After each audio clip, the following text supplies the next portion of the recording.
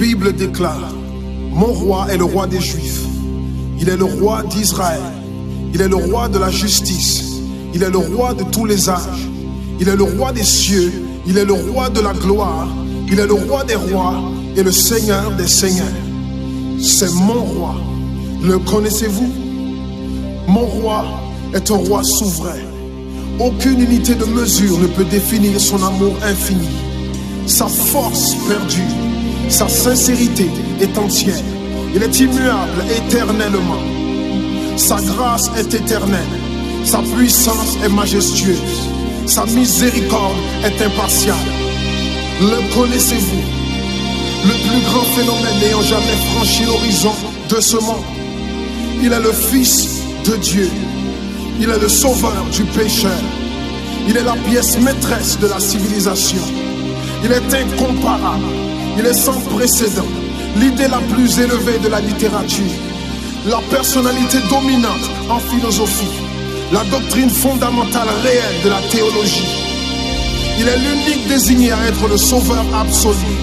Je me demande si vous le connaissez aujourd'hui. Il procure la force aux faibles. Il est disponible pour le tenter et l'éprouver.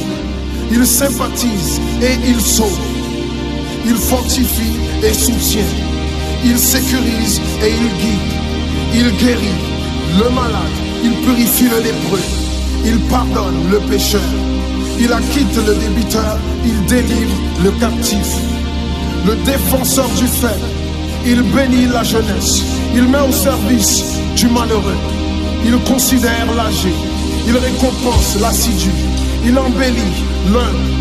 Je me demande si vous le connaissez. La clé de la connaissance.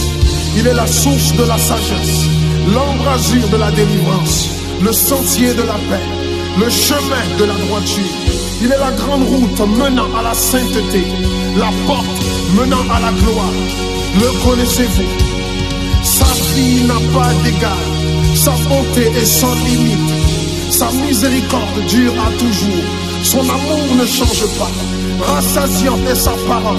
Suffisante est sa grâce. Son règne est vertueux. Son joug est léger. Son fardeau est léger. J'aimerais vous le décrire.